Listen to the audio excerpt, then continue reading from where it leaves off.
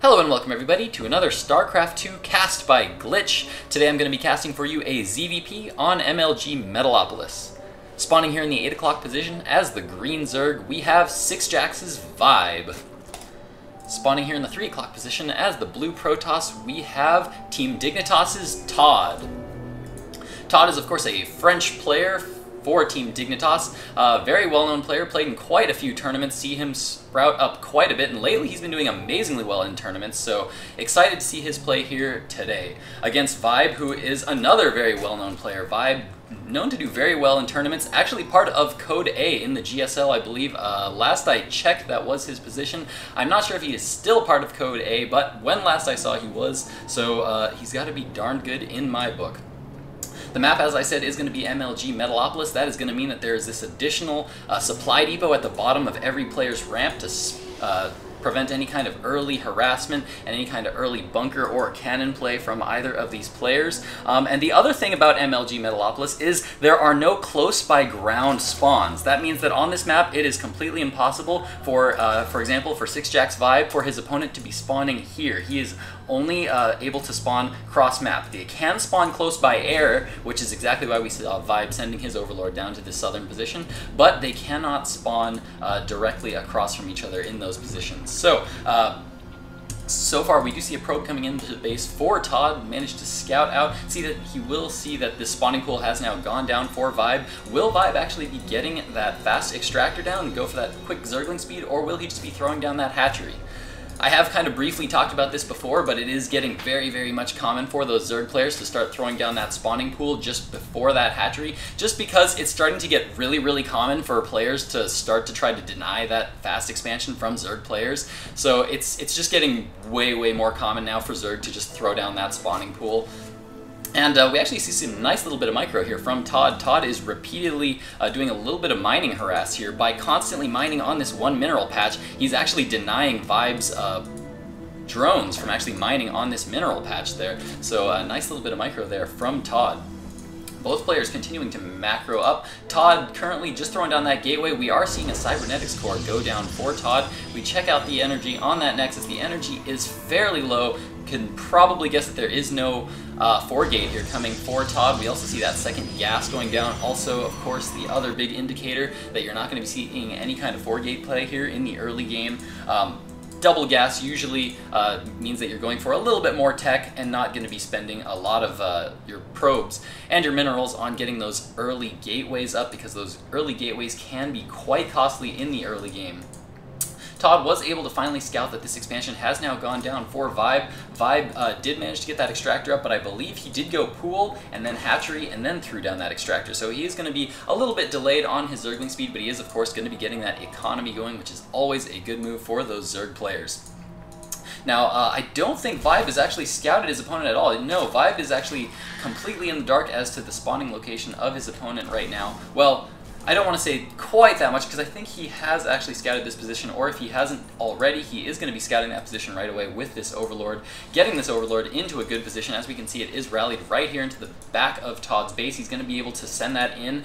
Somewhere between the 6 and the 8 minute mark is usually when you do send in that Overlord scout. Always important to get scouting information around that time, because, well, especially if you're going to be scouting for 6-gate, like ViBE is right now with this one Zergling that he's got in the base, able to see the energy on the Nexus, able to see those 2 gas geysers, and so far only 3 gateways down.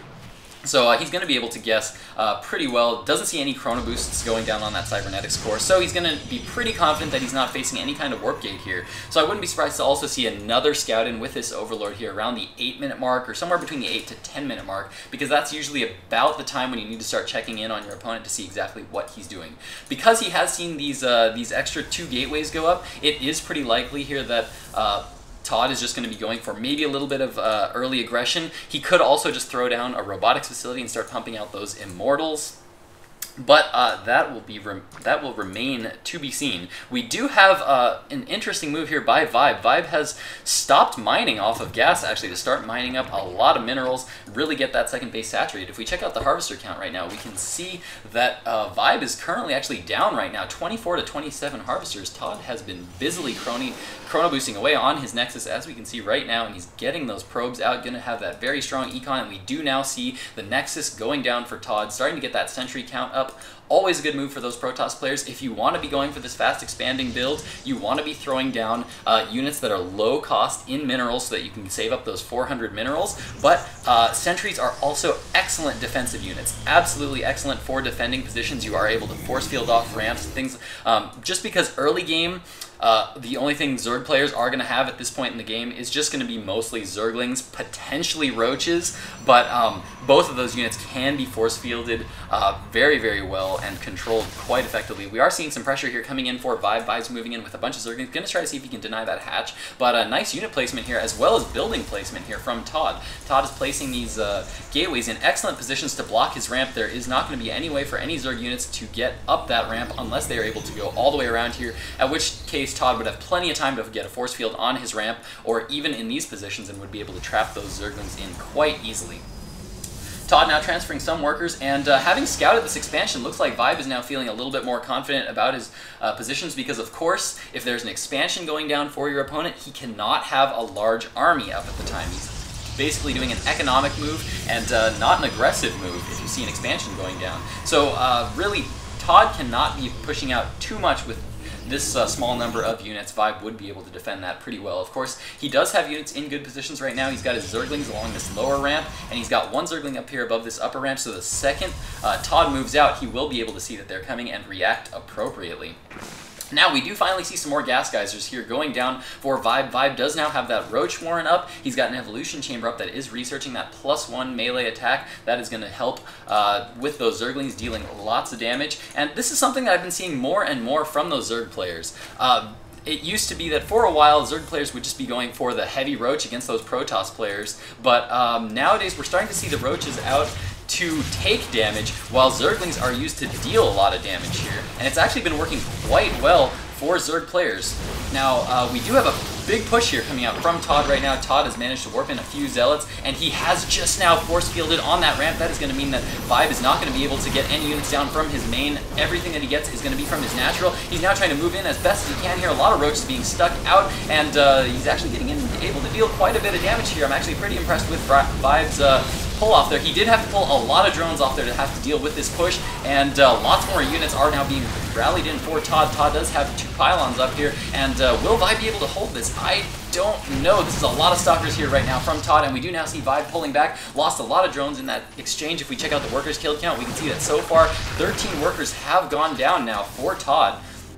Or for ViBE, rather, and now ToD is just continuing to warp in lots more units at this forward position. He still has a lot of Stalkers, warping in as many Zealots as he can. These Zealots, of course, good for taking a lot of damage from these Roaches, while these Stalkers are able to deal the damage. But ViBE is starting to get a lot of units here, and things are starting to look a little bit dangerous for this push here from ToD. ToD might be forced to pull back here pretty soon. If we check out the Harvester count right now, we can see that ToD is currently in the lead, so he is in a pretty good place to continue this aggression right now. 37 Harvesters to 26, that is quite a lot. Especially as a Zerg player, you always want to be way, way up in Harvester count. Being this far behind in Harvester count, never a good thing.